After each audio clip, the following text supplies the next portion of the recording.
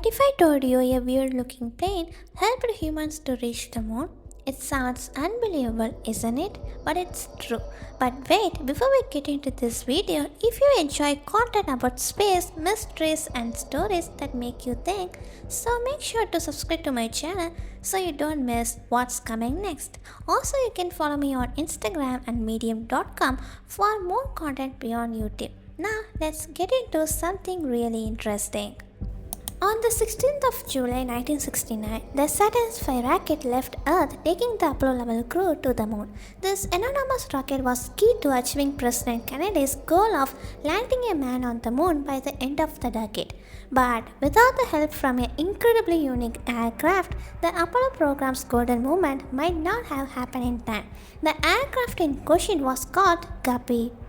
In the early 60s, NASA were working on the Gemini project, a series of crewed space flight missions which would demonstrate the technologies needed to go to the moon. As the decade went on, NASA found themselves working on much larger rockets, with the designs for the massive Saturn V rocket taking shape.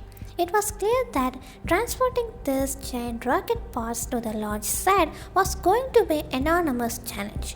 Although the Saturn V launched from Florida, many sections of the rocket were made by different companies across the United States.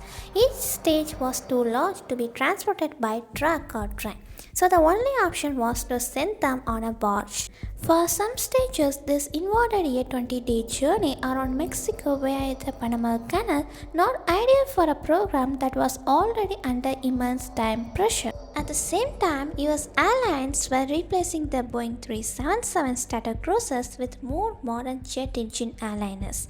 Ex-Air Force pilot John Conroy were aware of NASA's transportation problems and saw this as an opportunity. So he brought two Stratocruisers from an aircraft broker and began converting them with his new company, Aero Spacelines.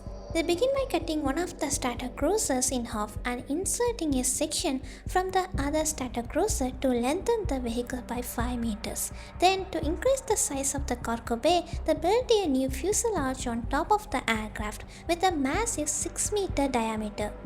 Despite the new fuselage, Guppy only weighed 1.3 tons more than the original plan it was made from.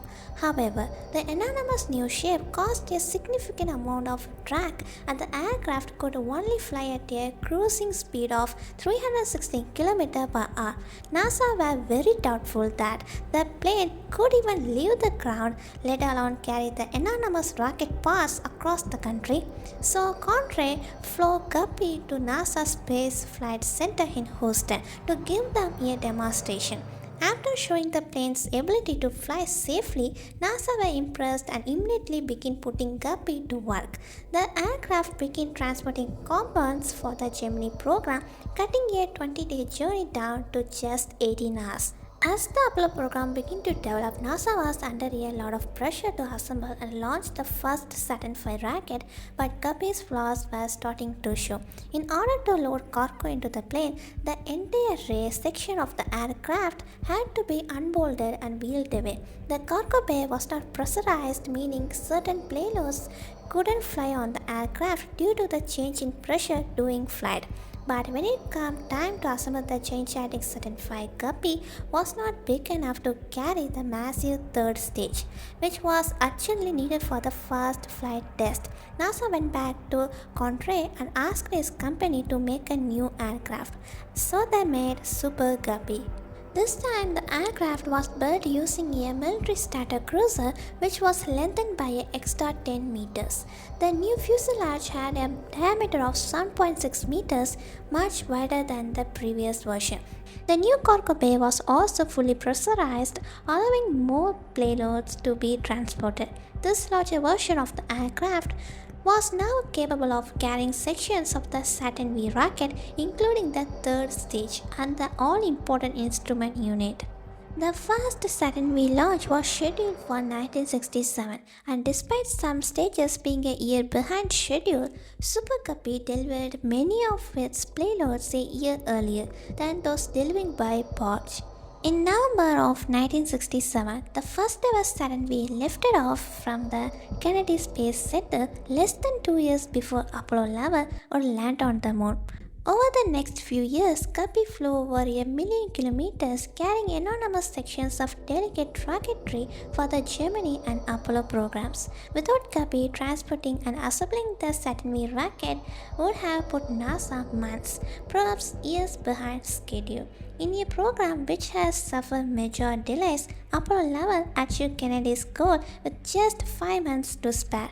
Over the next couple of years, multiple varieties of Guppy were produced to handle NASA's transportation needs.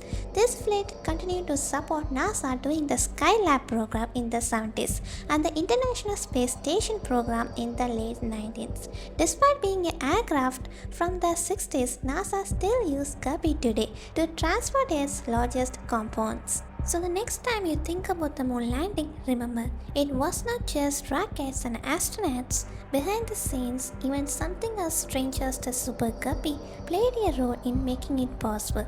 Sometimes the biggest achievements in history depends on the most unexpected ideas. So if you enjoyed this video, make sure to subscribe for more stories like this and let me know in the comments which part of this surprised you the most.